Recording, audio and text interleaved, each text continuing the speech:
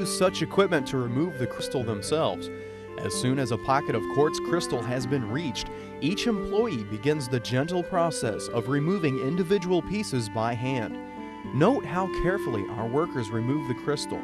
And to this particular crystal, for we are going to use this 128-pound specimen to show you the processes all quartz goes through after being removed from the earth. At Ron Coleman Mining, we strive to ensure that each crystal retains what it had when it was removed from the mine. A crystal such as this one, which weighs as much as an average-sized woman, is too large, too heavy, and too dangerous for employees to carry out of the mine. Instead, the bucket from our track to the piece, and an employee carefully places it in the bucket. To ensure that it does not result in further damage, workers have purposefully packed mud around several of the crystal's points, providing it a safe and natural cushion. They carried perhaps 100 feet or so to an awaiting truck where employees once again transferred their precious cargo, this time onto an awaiting pallet. Pallets, old bed mattresses, and newspapers all can be used to further safeguard the car. The truck then takes it and the other crystals the remaining quarter-mile to the top of the mine. Once the truck arrives at the crest, a forklift is used to remove all the crystals and transfer them to the cleaning and storage area. This time is no more than the length of a basketball court. Before arriving at our storage area then, this crystal already has journeyed from the earth to a track hoe, to a large truck, to a forklift, and has had at least 4 securing its safety. Now that it has arrived at the cleaning shed, the crystal is about to have its true beauty revealed. Of course, so will its damage. As already mentioned, the damage revealed as it is being sprayed off created by our miners or by machines.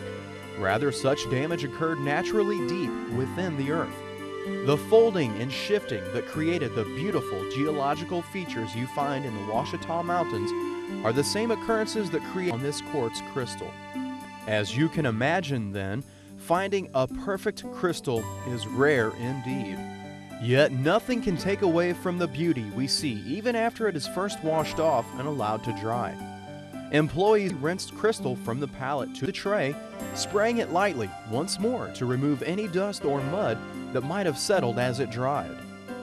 At this point then, the forklift moves the tray of crystals, none of which are touching, next to where the tray is secured with large harnesses capable of lifting up to 2,000 pounds. The process of lifting the tray and lowering it into the vat obviously is slow. No sudden movements that might jostle the quartz.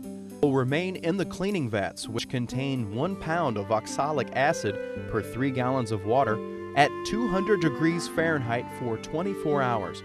The oxalic acid itself is a mild, non-corrosive solution similar to it is an outstanding cleanser for quartz and removes virtually all mud and iron stains. Just look at the transformation as these crystals emerge from the cleaning vats. One day ago, this crystal was covered in mud, red from millions of years deep within the earth. Today, it is a museum-quality specimen.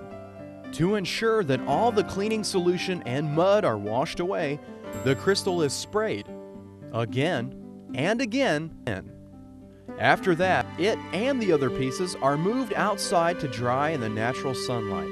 All the pieces you have seen were found in the same pocket as the one we are following so closely.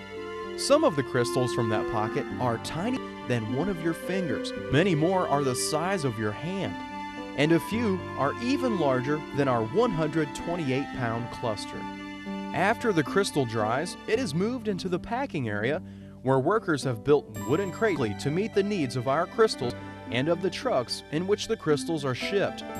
After each piece is placed inside the crate, recycled paper is used to provide a buffer and cushion for the crystal's individual points. The custom-made ties to ensure that heavy pieces are not packed on top of one another. The top of the crate is screwed down, and both the pallet and the crate are moved onto the trailer of a semi by forklift. Whereas the crystals thus far have a mile in total, they now are about to journey across the United States from Jesseville, Arkansas to our West Coast outlet in Tucson, Arizona.